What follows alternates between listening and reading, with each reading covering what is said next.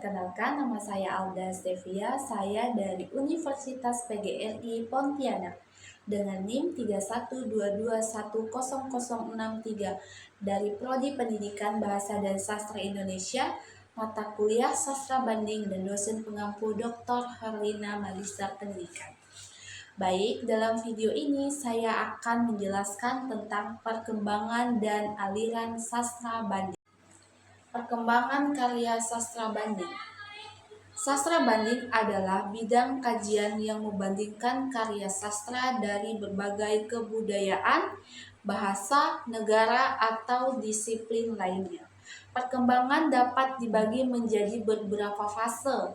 Fase yang pertama, fase awal atau akhir abad ke-19 atau awal abad ke-20. Pada periode ini, sastra banding berkembang terutama di Prancis dan Jerman. Fokus utama ini pengaruh dan hubungan antar teks kajian diarahkan pada bagaimana karya suatu negara memengaruhi karya negara lain. Fase yang kedua yaitu fase pertengahan tahun 1930 sampai 1960-an.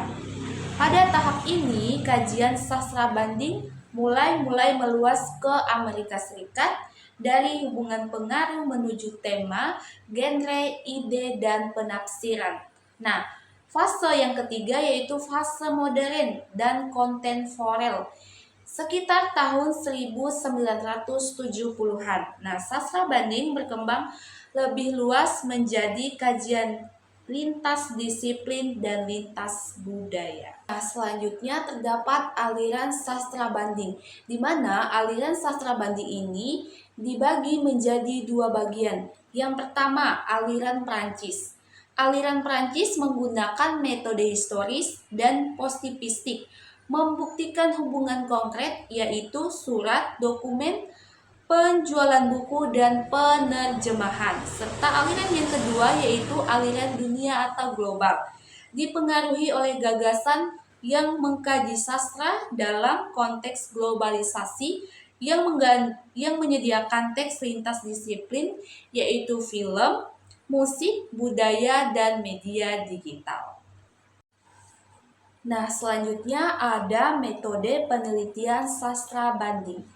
Penelitian sastra banding adalah penelitian yang membandingkan dua atau lebih karya sastra dari budaya, bahasa, negara, dan periode yang berbeda untuk menemukan persamaan, perbedaan, dan hubungan di antara karya tersebut.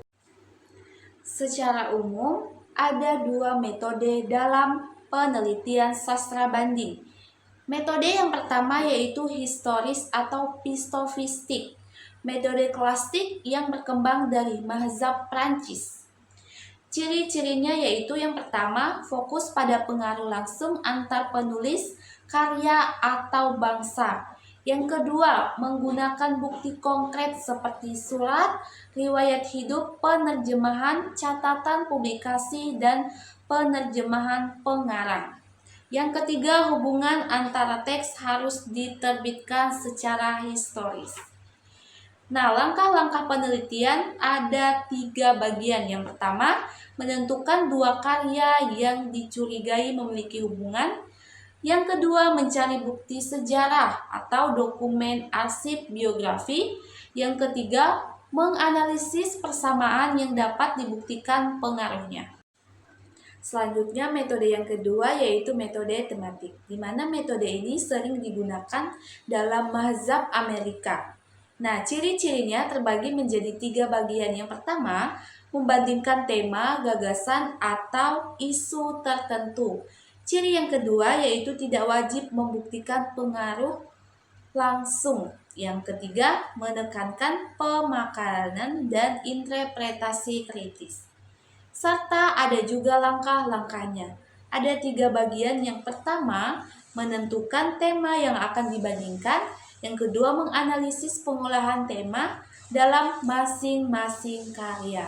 Serta yang ketiga, mencari persamaan dan perbedaan cara penyajian di dalam sastra banding. Nah, penjelasan selanjutnya yaitu tentang belajar metode penelitian tentang sastra banding. Metode penelitian sastra banding adalah cara atau prosedur yang digunakan untuk mengkaji dua atau lebih karya sastra dengan tujuan menemukan hubungan, persamaan, perbedaan, atau pengaruh antar karya-karya tersebut. Sastra banding adalah kajian sastra yang membandingkan karya, pengarang, aliran, atau fenomena sastra. Tujuan penelitian sastra banding ini menemukan persamaan dan perbedaan antara karya sastra, mengungkap konteks sosial, budaya, dan sejarah yang mempengaruhi pengarang. Ruang lingkup karya sastra banding yaitu yang pertama, perbandingan antar karya sastra, perbandingan antar pengarang, dan perbandingan antar genre.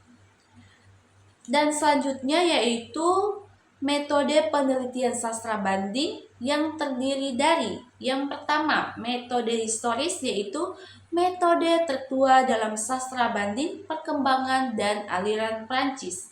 Yang kedua, metode tematik.